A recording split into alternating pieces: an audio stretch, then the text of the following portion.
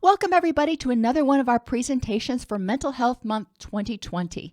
Today, we're going to be talking about hardiness and resilience. Hardiness was a concept that was proposed back in the 70s by a researcher named Kabasa, which basically proposed that we tend to be able to respond and deal with adversity better if we have three characteristics: commitment, control, and challenge. Commitment is a commitment to multiple things in our life, a recognition that we have a lot going on in our life. It's not just our relationship with our spouse. It's not just our relationship with our significant other. It's not just our bank account or just our job. We have a lot of things in our life that are important to us, and we're committed to each and every one of those. When we recognize that, then when one area is going a little bit wonky, we can look at it and go, okay, not perfect, but look at all these other things that I'm committed to that are going well. I can use my energy. If I can't change this over here right now, I can still use my energy to enhance all of these other things. In order to develop resiliency, which is the ability to bounce back after adversity, we need to start with having self-awareness. We need to be mindful of what our values are, what's important to us, what are those things that we're committed to, what type of person do we want to be, what types of behaviors do we want to, use on a day-to-day basis, and what are our needs. Needs are different than wants. There are a lot of things you can want, but what is it that you need in order to be the person that you want to be and have a rich and meaningful life right now?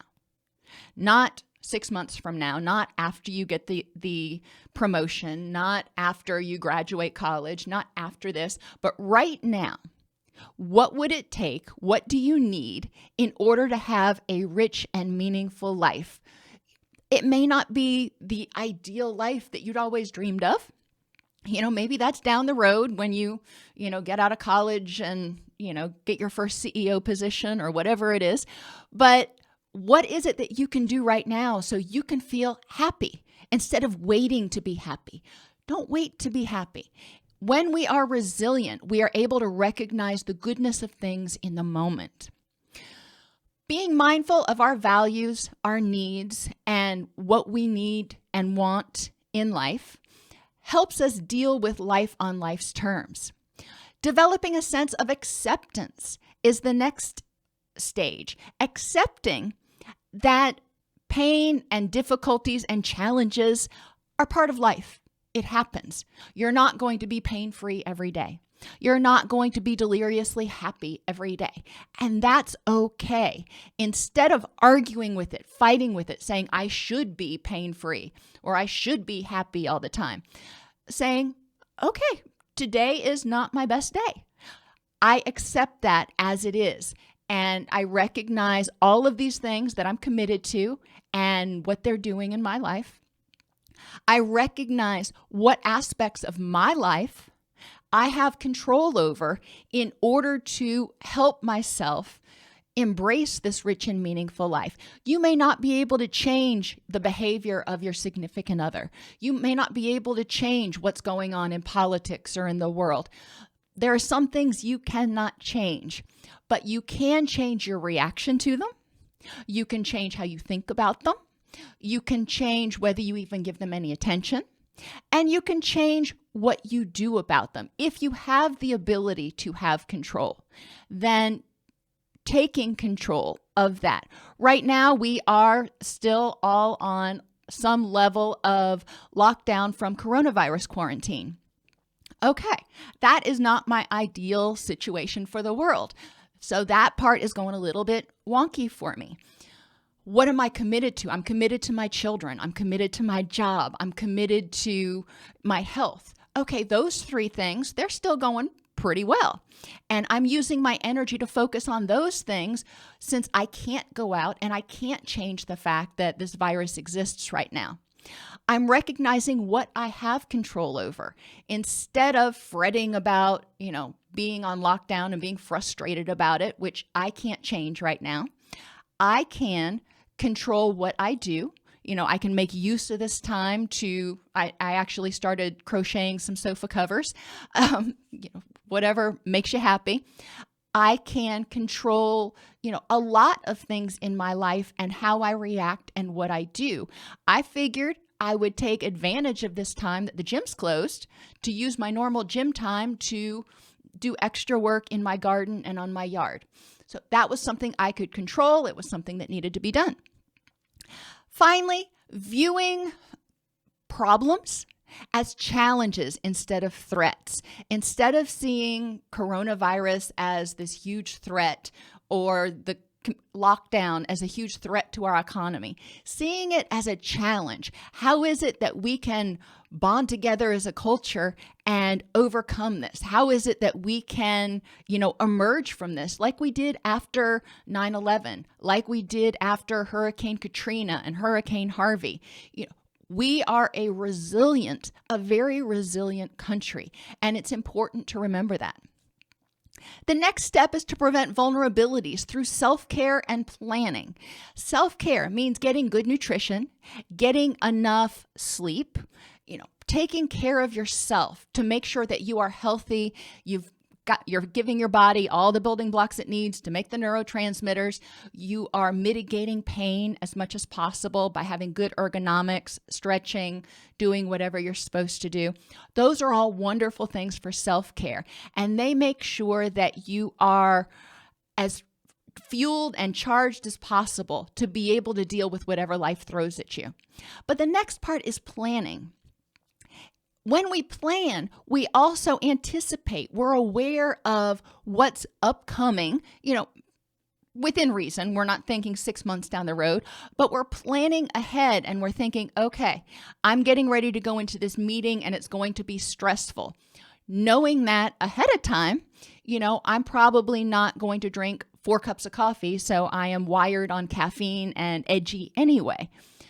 Planning, knowing when you are getting ready to go into something stressful and having tools to deal with it, visualizing it, using guided imagery to imagine yourself going through that situation successfully, doing things to de-escalate. And this can include even making sure that you are practicing deep breathing throughout the stressful situation.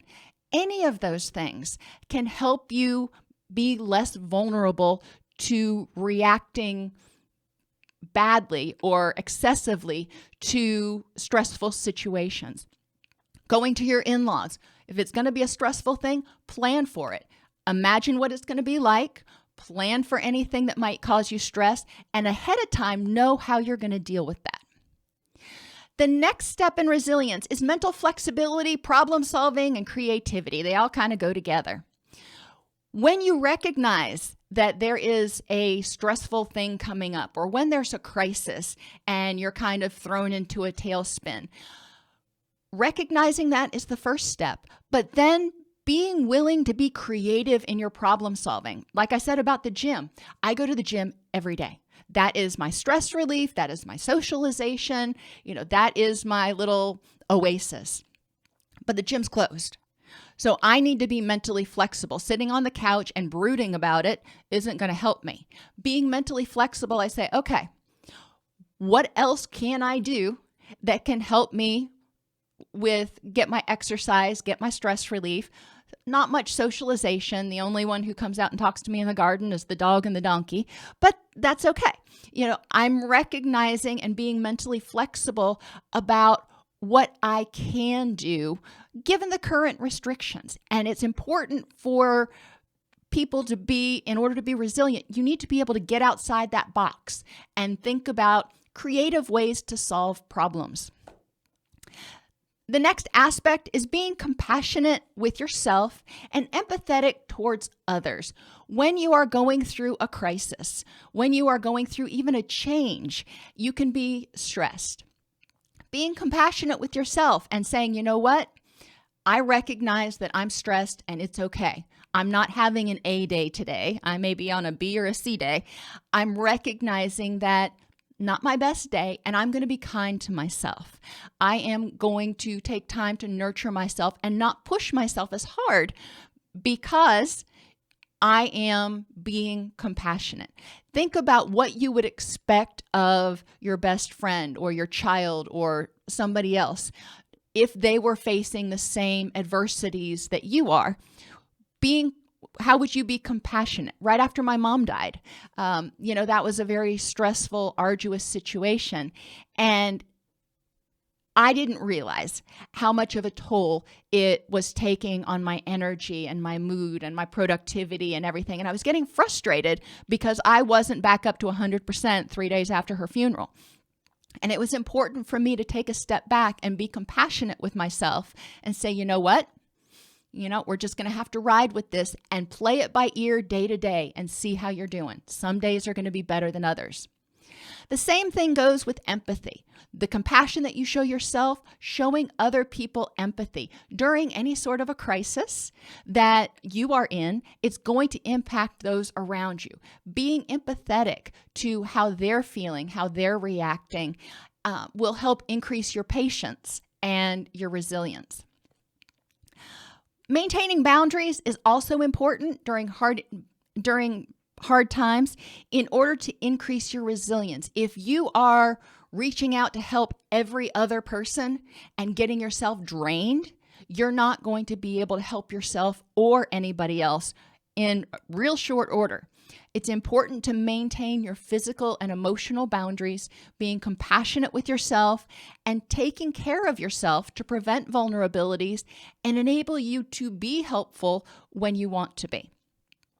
And the final aspect of hardiness and resilience is the willingness to ask for help. None of us knows everything about everything. Being willing to ask for help is super important. Now, that can be calling your best friend and going, I just need to vent for a minute. Or, in the case like yesterday, our faucet went out and it was important for me to be able to ask for help.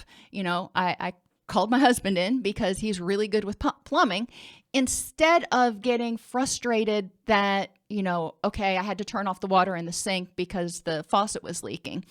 I was willing to ask for help. When you're struggling, whether it's asking for mental health assistance or asking for support, or sometimes maybe you're just, plumb exhausted from dealing with all the crap that's life has thrown at you, and you just need to ask those you love to help you out by making meals or cleaning house or pitching in a little bit more to give you a little bit of a break. And that is okay. It's important to remember that you can't be resilient if your body battery is drained. You need to be able to fuel your bounce back, if you will. So being self-aware, accepting life on life's terms, preventing vulnerabilities through self-care and planning, being mentally flexible and creative in your problem solving, having self-compassion and empathy for others, maintaining your boundaries, emotional and physical, and being willing to ask for help all contribute to your ability to bounce back after adversity.